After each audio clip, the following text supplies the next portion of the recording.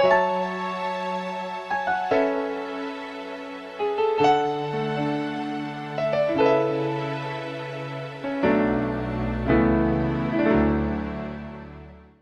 irmãos, vamos abrir a palavra de Deus nesta noite, no Evangelho de João, no capítulo de número 3. Evangelho de João, capítulo de número 3. O tema geral do acampamento este ano, o crescimento da igreja e seus desafios atuais. Esse é o tema geral. E foram me dados 3 temas específicos para trabalhar. Um hoje à noite, outro amanhã à noite, e o último tema na terça-feira pela manhã, se Deus assim nos permitir. Então, o tema que me foi dado para abordar esta noite é o crescimento da igreja no mundo midiático. Não se assuste, esta palavra tem significado. O tema de amanhã à noite foi o crescimento da igreja, a teologia e a piedade. E o tema de terça pela manhã será o crescimento da igreja e o ministério de cada membro do corpo de Cristo. Então, nesta noite, nós vamos trabalhar essa ideia do desafio que é crescermos como igreja em um mundo midiático. Não dá para falar tudo aqui sobre mídia, mas nós vamos ter que focar em alguma coisa bem específica. Vamos abrir e vamos ler capítulo 3 do Evangelho de João, a partir do versículo de número 22. Depois disto, foi Jesus com seus discípulos para a terra da Judeia. Ali permaneceu com eles e batizava.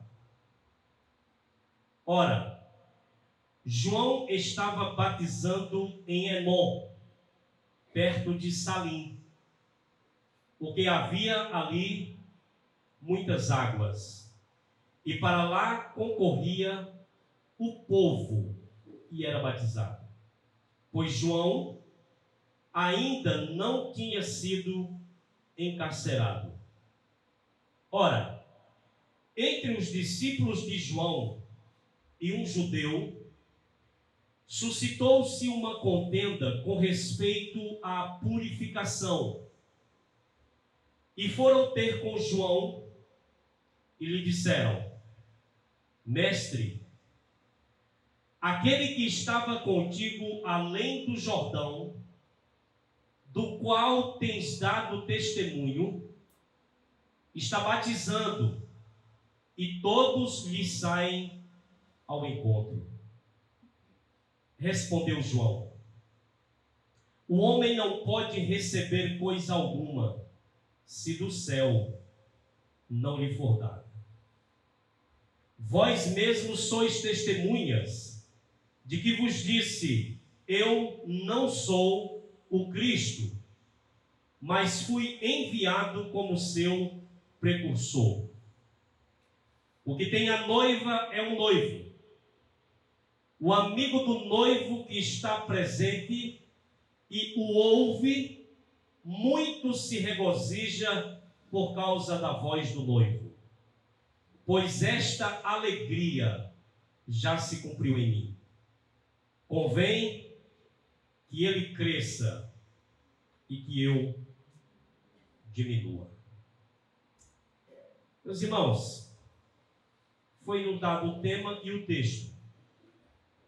E eu gostaria de começar primeiro explicando essa palavrinha que ela vai ser citada, mencionada ao longo de toda a pregação. E aí de repente vocês podem chegar no final e dizer: pastor, a pregação foi boa, mas eu não entendi a palavra midiático. Isso quer dizer que você não entendeu a pregação também. Por isso que eu queria explicar essa questão de crescimento da igreja em um mundo midiático. Como o próprio nome já diz, já mostra, midiático vem de mídia. E o que é mídia? Mídia, irmãos, é toda uma estrutura de divulgação de informações. é toda uma estrutura de divulgação de mensagens, de notícias, de entretenimento. Mídia tem a ver com instrumentos para comunicação em massa. Essa é a ideia de mídia. Então, um jornal escrito é mídia, um telejornal é mídia, TV é mídia, um outdoor também é mídia, e mais fortemente utilizado hoje, nós vamos ter a internet com as suas redes sociais. Tudo isso quer dizer mídia. Nós não podemos aqui trabalhar ou dizer que a mídia é uma coisa ruim para a igreja, porque existe um lado muito positivo da mídia que nós não podemos deixar de mencionar aqui. E eu vou mencionar agora, porque ao longo a gente vai trabalhar mais o outro lado do desafio. Mas qual é o lado positivo da mídia para o crescimento da igreja? O principal que eu posso destacar aqui para vocês é que a mídia, ela possibilita uma divulgação ou um alcance rápido e abrangente de um maior número de pessoas simultaneamente em vários lugares com a mensagem do Evangelho. Então, se não fosse a mídia, essa pregação de hoje à noite, ela estaria restringida a esse momento, e só quem estava aqui seria alcançado por essa mensagem. Mas ela está sendo gravada, com a ideia de ser publicada para que mais pessoas possam ter acesso. Ou seja, a mídia tem todo esse lado positivo de possibilitar esse alcance mais abrangente de um número maior de pessoas ao mesmo tempo em lugares diferentes. Mas a mídia tem um lado muito negativo no que diz respeito ao crescimento da igreja. Quando a mídia ela é usada para promover, para colocar em evidência, para dar notoriedade a pessoas, a pregadores, a igrejas e a ministérios em detrimento de Cristo e da glória de Deus. Quando a mídia é utilizada para isso, ela tem o seu lado negativo. A mídia ela é negativa quando ela é usada, por exemplo, para dar ou para obter projeção, para chamar a atenção para si mesmo e não para Cristo e o seu Evangelho. Isso é negativo. A mídia ela pode ser usada de maneira negativa quando ela é usada apenas como estratégia de marketing para competir no mercado religioso com outros líderes e com outras igrejas e ministérios. A mídia ela é usada de maneira negativa quando ela é usada apenas para atrair pessoas com um fim em si mesmo, sem nenhum cuidado com o conteúdo da mensagem ou do evangelho que é transmitido. A mídia ela é negativa quando ela é usada com fins puramente pragmáticos, ou seja, para atrair pessoas e manter um público fiel. Fiel a quem? Àquela igreja e àquele pastor, ou àquele líder, ou àquele pregador. Esse é o lado negativo da mídia. Mas o desafio do crescimento da igreja em um mundo midiático, eu vou colocá-lo aqui basicamente com duas perguntas. A pergunta que eu preciso fazer é: por que eu quero crescer como igreja? A outra pergunta que eu preciso fazer é: com qual motivação eu uso a mídia como estratégia de crescimento da igreja? Com que motivação eu faço isso? O que é que eu mais desejo quando eu uso a mídia? Eu desejo o alcance de um número maior de pessoas com o genuíno evangelho? Ou eu desejo alcançar notoriedade e tornar a minha igreja e o meu ministério conhecidos? O que eu quero quando eu uso a mídia? Eu quero que Deus seja conhecido, adorado, glorificado por um maior número de pessoas, ou eu desejo reconhecimento e projeção na sociedade? São perguntas que nós precisamos lidar. E eu queria já adiantar aqui para todos nós. Se a motivação por detrás do uso da mídia for errada, isso levará, irmãos, a uma coisa na igreja chamada competitividade. Se a motivação por detrás do uso da mídia for errada, isso levará a sentimentos contrários ao Evangelho. Ciúmes, disputas, invejas. Se a mídia for utilizada com o motivo errado, vai levar a isso. No texto que nós lemos aqui, eu queria que você ficasse com ele aberto. Nós encontramos, irmãos, alguns princípios que podem nos ajudar a enfrentar e vencer a influência nociva desse mundo midiático no processo de crescimento da igreja. Alguns princípios. Mas vamos entender qual é o contexto aqui, qual era a situação aqui. Se você olhar para os versos 22 e 23, você vai perceber que Jesus e João Batista estavam exercendo simultaneamente ou paralelamente o ministério. Se você olhar o 22, Jesus estava numa determinada região, as pessoas iam até lá e eram batizadas por ele. Apesar que no capítulo 4, verso 2, João vai dizer que ele, na verdade, não batizava diretamente, mas os seus discípulos. E no verso 23, você percebe que João estava numa outra região batizando. Somente o Evangelho de João revela isso. Porque os evangelhos sinóticos, Mateus, Marcos e Lucas, mostram que assim que João Batista batizou Jesus, Jesus vai para o deserto, e aí Jesus já vai para o ministério na Galileia, e João já aparece preso. O evangelho de João vai mostrar que João Batista e Jesus estavam simultaneamente e paralelamente exercendo o ministério da pregação e do batismo. E o que aconteceu no versículo de número 24? Melhor, 25. Você vai perceber que tem uma disputa aí. Qual é a disputa e qual é a discussão? Os discípulos de João Batista encontraram um judeu. E eles estão disputando e discutindo acerca da purificação. Os judeus tinham muitos rituais de purificação. E nessa discussão, o que é que chegou ao conhecimento dos discípulos de João Batista? Jesus também está batizando. Olha para o verso 26.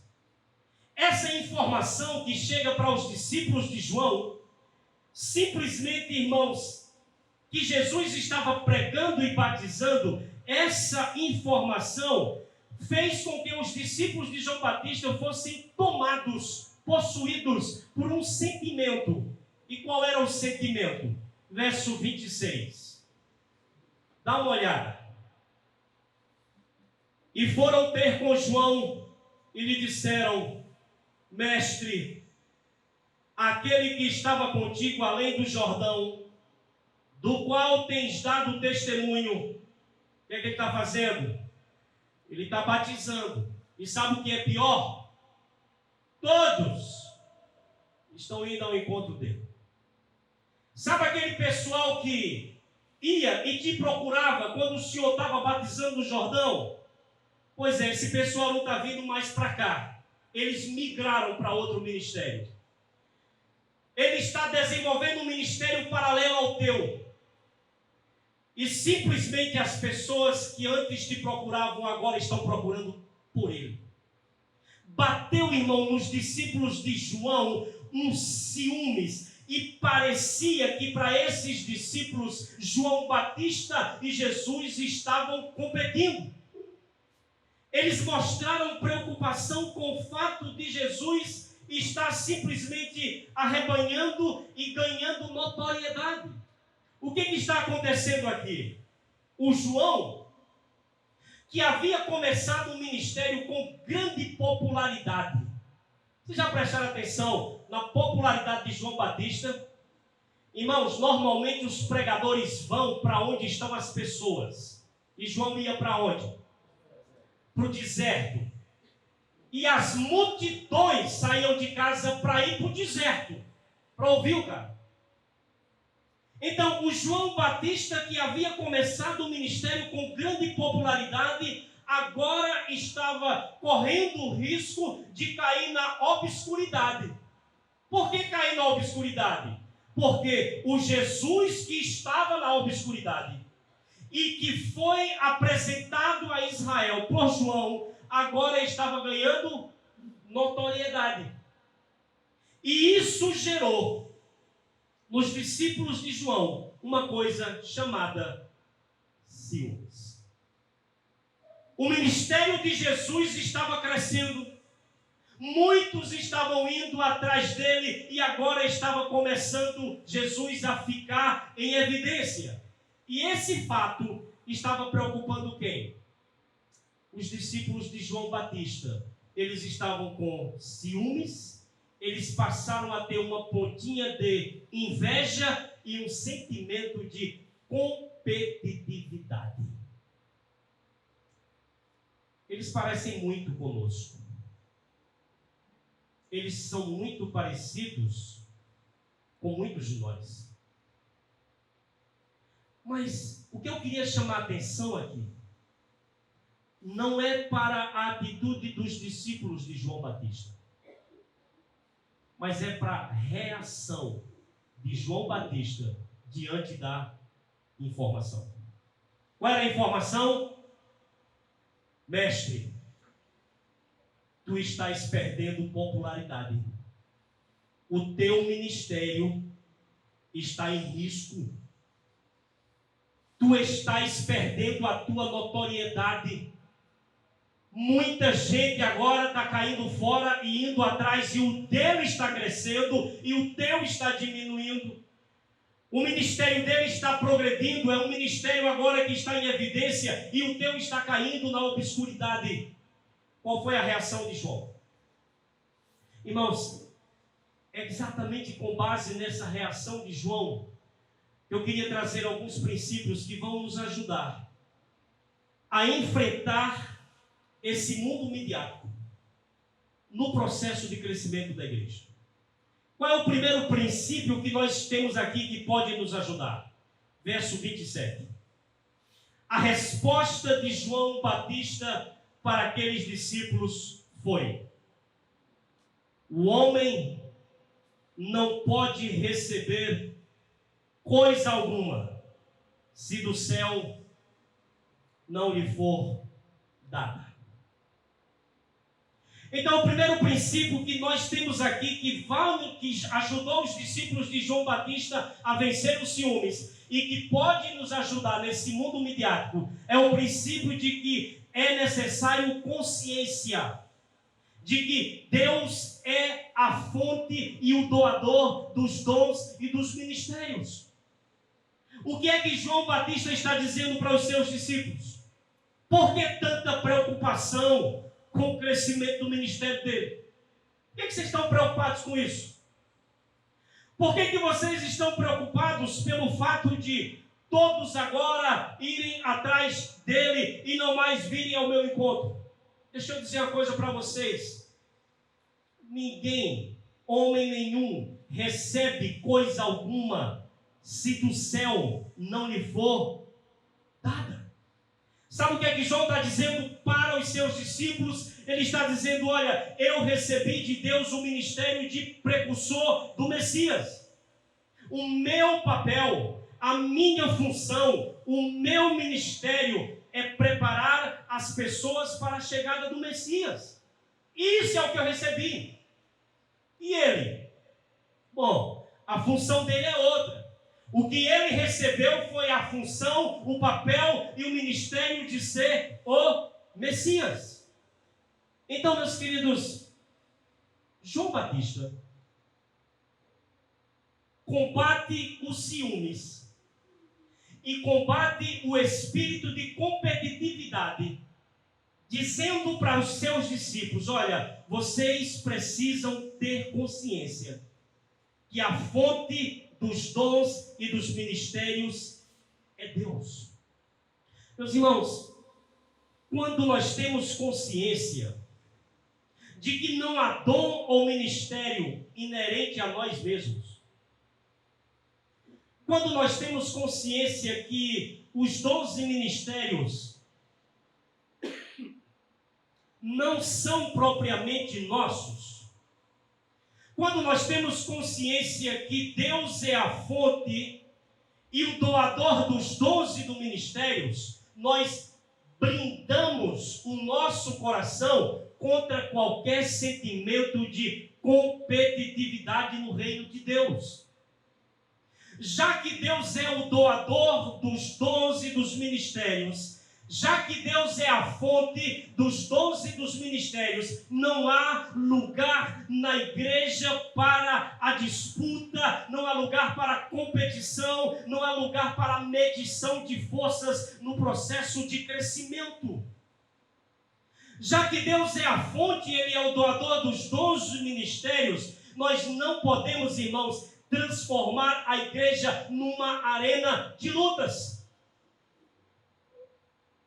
Porque se é uma das coisas que muitas vezes acontece no meio da igreja, é o espírito de competitividade, e a igreja se transforma muitas vezes numa arena de luta para ver quem fica mais em projeção. Quando nós entendemos que Deus é a fonte dos dons e dos ministérios, quando existe essa consciência, não há lugar na igreja, irmãos, para o orgulho e para a vaidade pessoal. E nesse mundo midiático, muitos são tentados a buscar o crescimento da igreja por um desejo de obter status e um desejo de obter prestígios. Outros têm feito isso movido por uma visão distorcida do que é sucesso ministerial. Ou seja, entende-se ministério de sucesso e sucesso ministerial por causa do tamanho da igreja.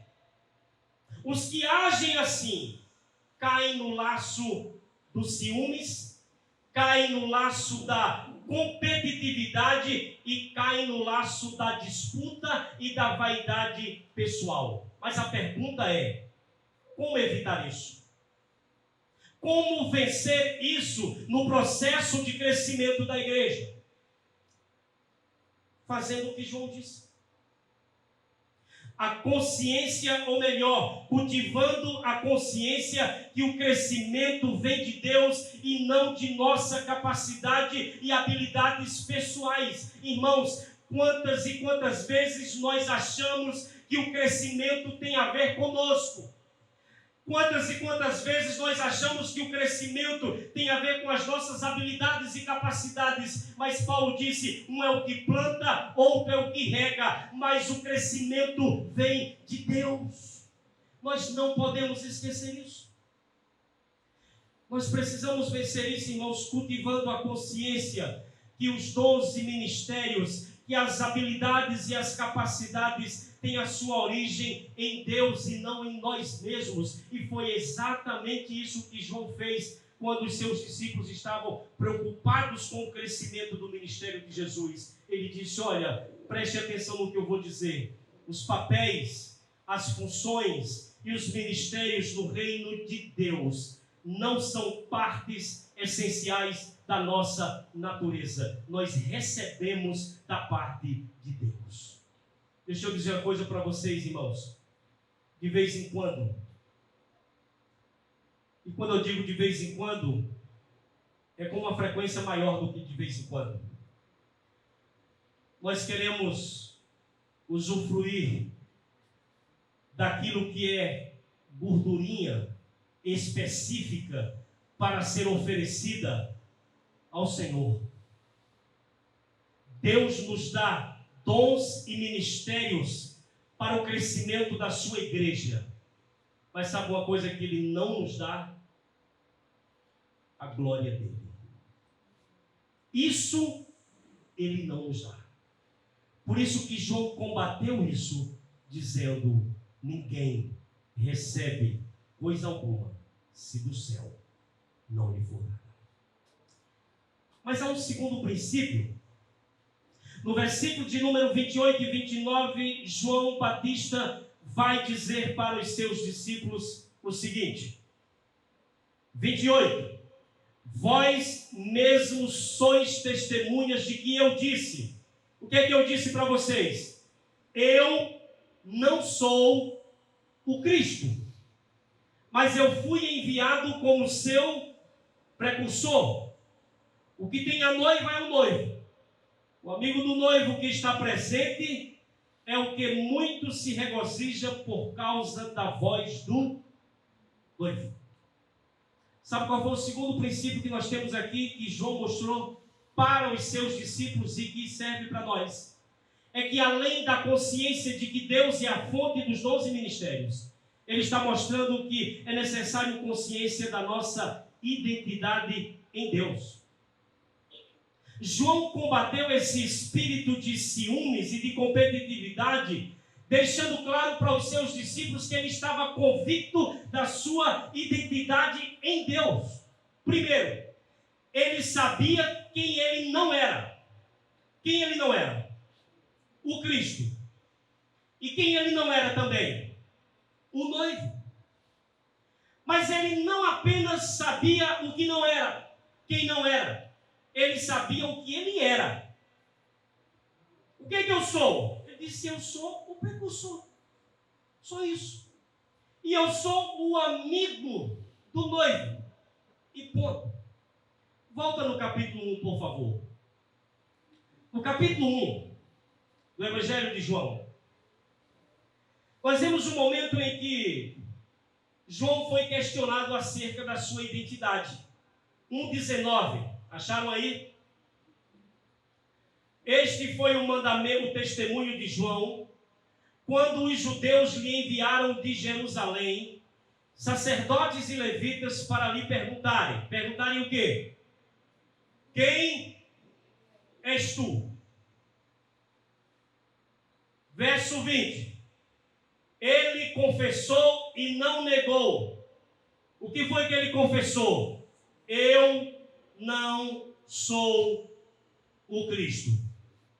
Então lhe perguntaram: quem és, pois? És tu Elias? Resposta: não sou. És tu o profeta? Resposta: não.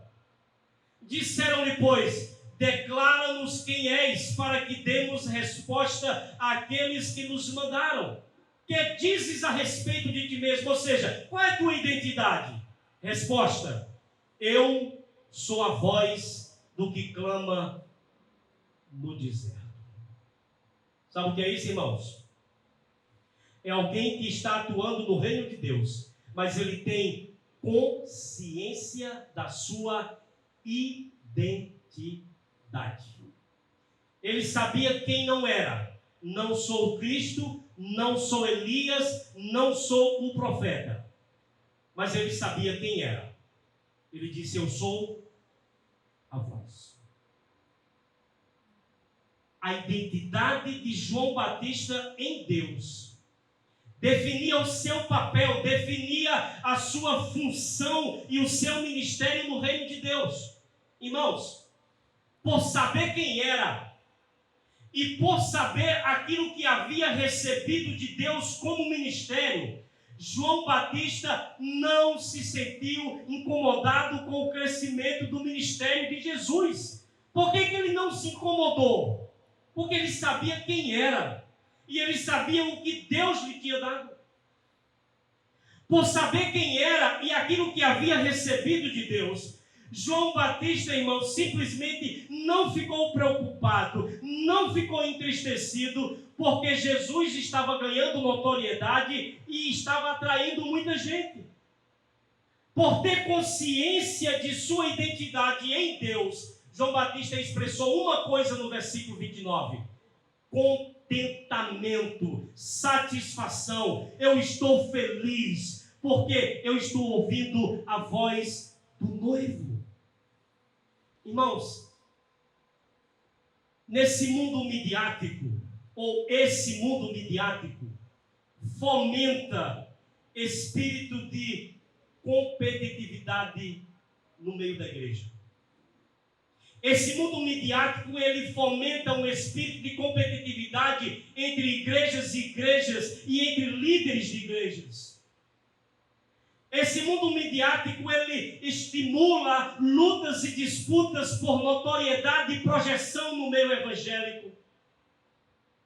Esse mundo midiático, ele incita a busca por reconhecimento, posições e honra, por títulos e cargos que nos coloquem em evidência. Mas a pergunta é, como evitar isso em nosso meio?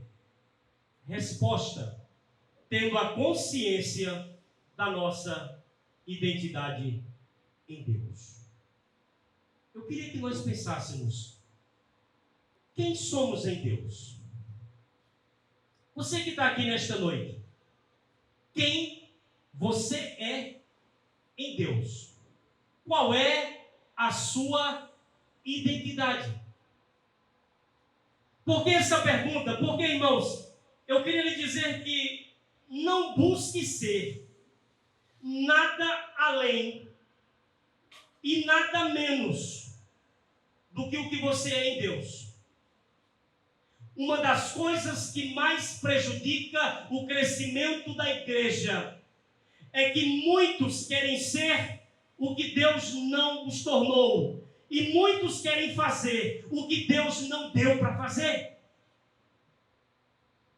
A consciência da nossa identidade em Deus é de extrema importância.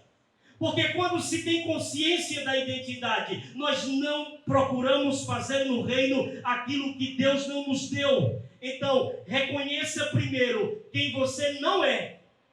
E segundo, quem você é. Se nós reconhecermos isso, nós vamos brigar menos por evidência, por projeção e por notoriedade. Eu vou colocar algumas questões mais práticas de igreja. Irmãos, eu só prego porque eu recebi de Deus o dom e o ministério para pregar. Mas eu ainda não achei nada mais difícil do que pregar. E às vezes eu vejo pessoas na igreja brigando para querer pregar. Sabe a consciência que eu tenho? Esse não sabe o que é pregação. Porque se ele soubesse, ele não queria. Meus irmãos, quem briga para pregar nunca recebeu de Deus o dom para pregar. Porque o Deus que dá o dom é o Deus que dá o ministério e é o Deus que dá a oportunidade. Então não queira fazer aquilo que Deus não te deu para fazer. A consciência da nossa identidade. Eu lembro que lá no Amazonas, eu era pregador, tocador e cantor. Eu fazia tudo. Batia o escanteio e fazia o gol de cabeça. Chupava cana e assobiava. Fazia tudo. Tem 10 anos que eu estou na Igreja Batista Missionária. Nunca mais peguei um violão para tocar, nem peguei o microfone para cantar. Sabe por quê, irmão? Meu filho está dizendo que Deus é fiel. É verdade. Porque eu sei que essa não é a minha identidade em Deus. Deus não me deu isso para fazer. E se eu for fazer, eu vou mais atrapalhar do que ajudar o crescimento da igreja. Entender a sua identidade. Quando eu fui para o seminário teológico, com 18 anos de idade, sabe o que é que eu pensava que eu era e que eu tinha de Deus? Eu pensava que eu era um grande evangelista. E que ao terminar o seminário, eu voltaria para evangelizar e ganhar o sertão para Jesus. No meu segundo ano, a primeira coisa que eu descobri, eu não era evangelista. Do terceiro para o quarto ano, Deus me fez entender e perceber que o meu dom estava ligado ao ensino na igreja. Isso era o que ele tinha para mim. Não quer dizer que eu não vou evangelizar, eu vou, mas o meu dom, aquilo que Deus colocou em minhas mãos, é instruir a sua igreja, é doutrinar a sua igreja, é orientar a sua igreja. Isso é o que Ele colocou em minhas mãos. Às vezes o pessoal fica chateado quando chegam para mim e diz: pastor, nós vamos fazer um culto ao ar livre lá na praça e a gente queria que o senhor pregasse.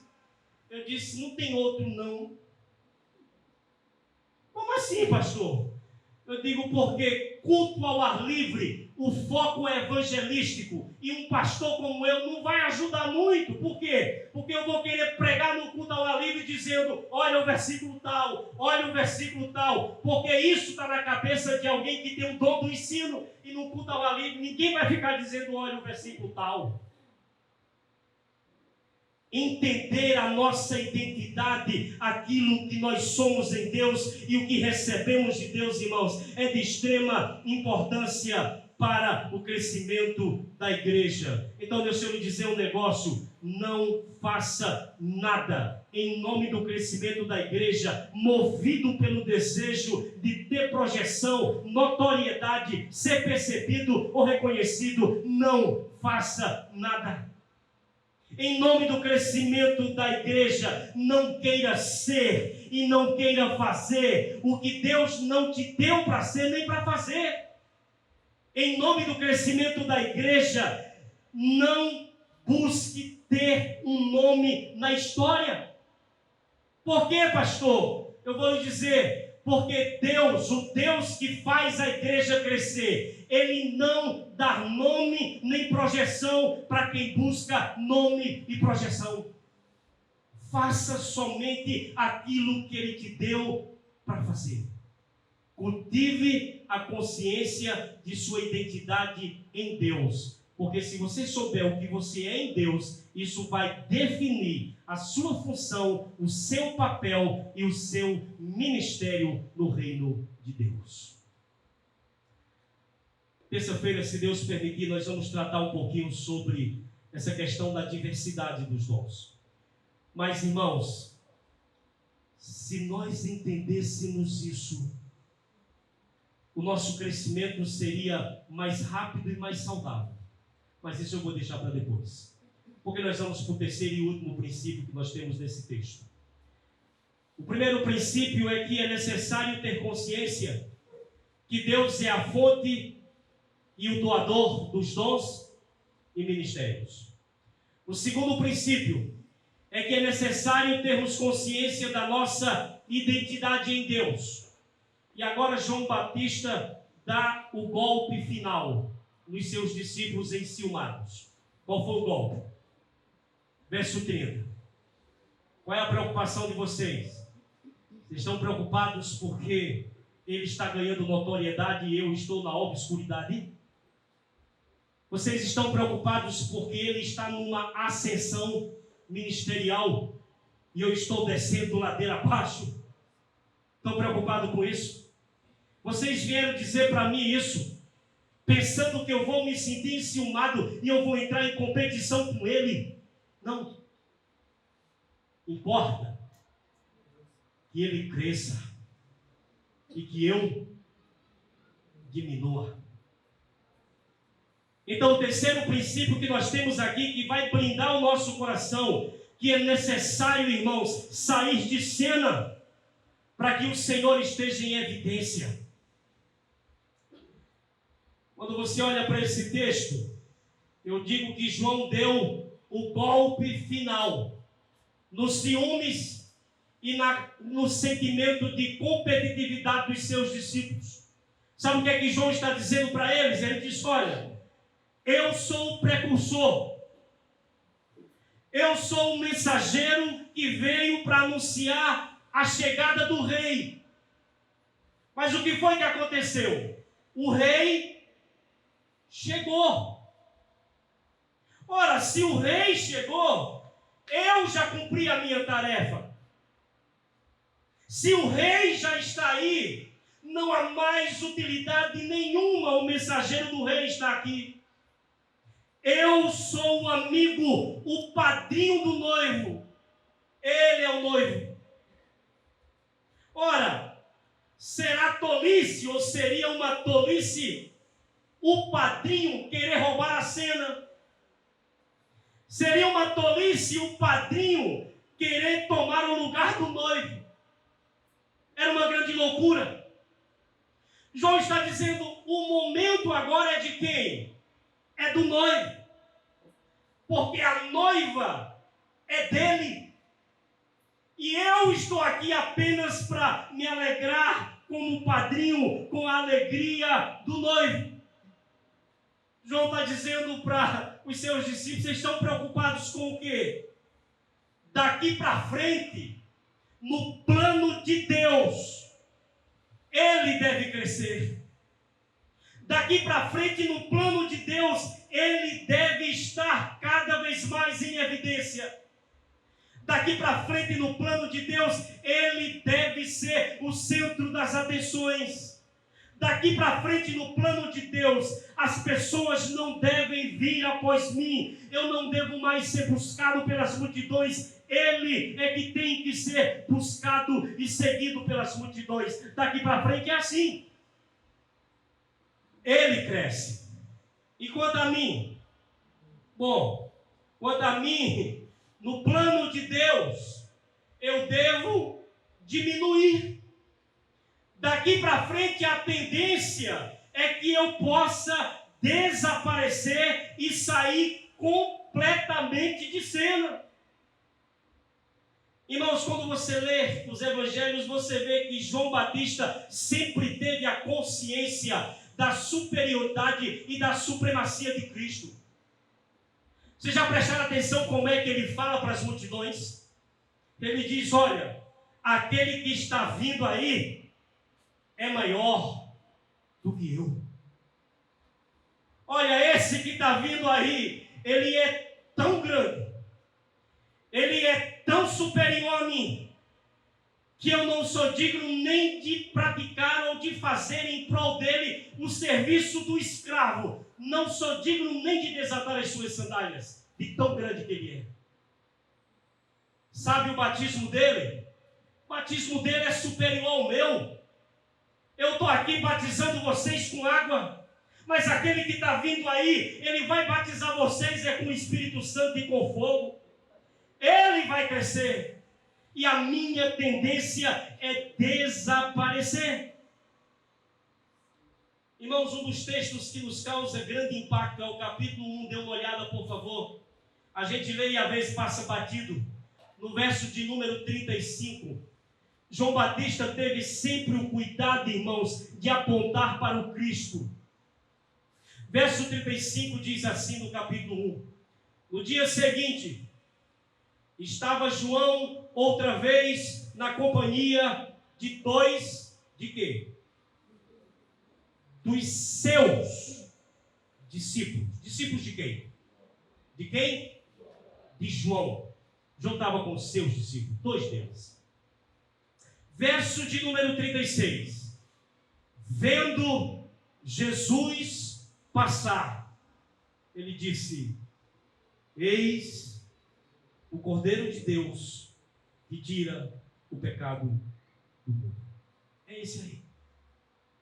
Sabe aquele que nós estamos esperando há séculos? É ele. Sabe aquele que é predito e previsto em todo o sistema sacrificial de Israel no Antigo Testamento? Pois é, ele é o cumprimento, é esse aí. Sabe aquele que todos os anos nós comemos o cordeiro assado na Páscoa com as nossas famílias? Pois é, ele é a realidade, ele é o cumprimento. Sabe aquele cordeiro que nós sacrificamos todos os dias de manhã e todos os dias à tarde em Israel? Pois é, é ele. O que acontece no verso 37? Os dois discípulos, ouvindo dizer isso, fizeram o quê? Como é que é? Seguiram Jesus. Irmão, João tinha mais profunda consciência que onde há crescimento, a glória vai ser sempre do Cristo da igreja.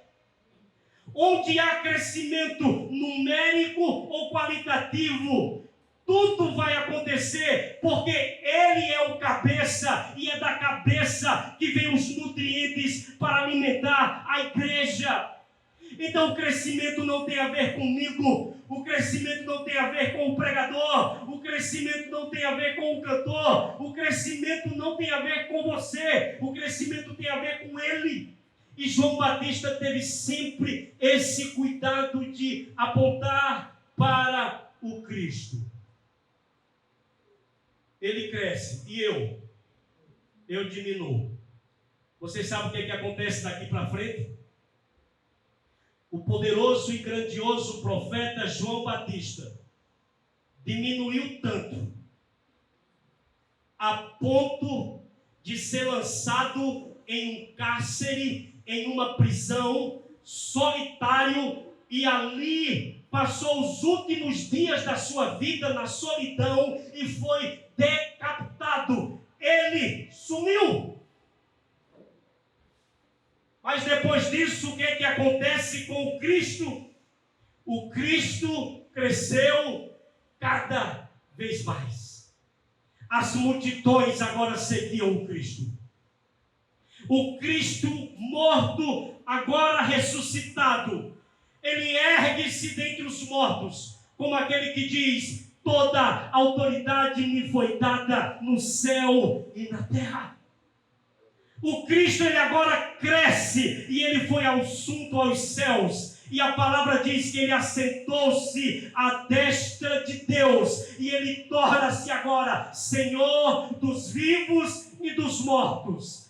E o Cristo cresce mais ainda, porque o texto diz que ele recebeu um nome que está acima de todo o nome. O João desapareceu literalmente, e o Cristo ainda hoje cresce. Ele é o Rei dos Reis e o Senhor dos Senhores, que nós estamos aguardando voltar. Meus irmãos, esse mundo midiático, ele tem o potencial de colocar em evidência líderes e seus ministérios.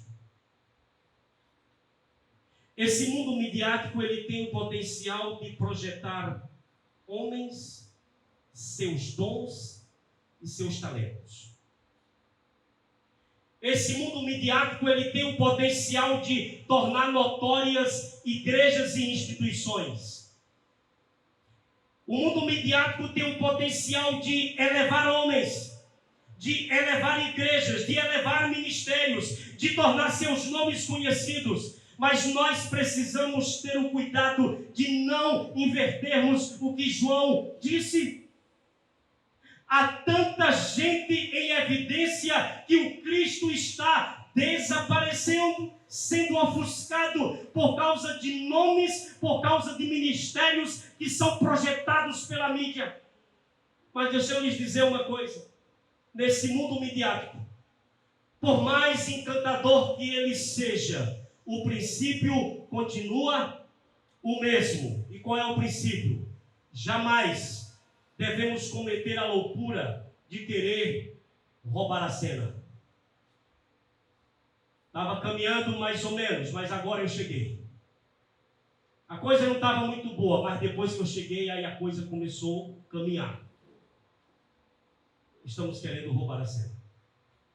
Mas eu quero dizer que o princípio continua o mesmo. O crescimento da igreja precisa ser por ele e para ele. Eu queria concluir apenas mencionando uma coisa. A medida do sucesso de qualquer igreja, a medida do sucesso de qualquer ministério, de qualquer líder, a medida do sucesso de qualquer pastor, de qualquer pregador, irmãos, nesse mundo midiático, não se mede pela quantidade de telespectadores que assistem os seus programas de televisão. A medida do sucesso de uma igreja ou de um grande líder não se mede pela quantidade de inscritos que ele tem no seu canal no YouTube. O sucesso de um grande líder, de uma grande igreja, não se mede pela quantidade de seguidores que ele tem no Instagram. Não se mede por quanto tal pessoa ou igreja é influente nas redes sociais. Mas a medida do sucesso, ou melhor, o sucesso de alguém se mede por quantas pessoas ele é capaz de conduzir a Cristo por intermédio do seu ministério. Conduzir a quem? A Cristo. Nós vivemos uma época onde uma das expressões mais comuns é o meu discípulo.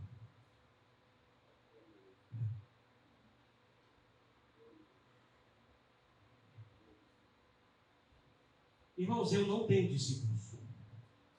E não quero discípulos. Porque a glória do meu ministério é conduzir pessoas a se tornarem discípulos de Cristo. Porque no dia que eu buscar ter discípulos, fiéis seguidores meus, eu estarei invertendo aquilo que João disse. Mas nós vivemos nesse tempo. Nós vivemos num tempo de ministérios personalizados. Já prestaram atenção? Tem a foto do líder, porque a foto daquele líder dá a cara do ministério. Por quê? Porque a ideia desses ministérios é produzir igrejas que crescem à minha imagem e semelhança, a imagem e semelhança do líder. Onde está o Cristo? O princípio de João é necessário sair de cena para que o Cristo permaneça no lugar que é dele, em evidência, para a glória, para a honra do nome dele.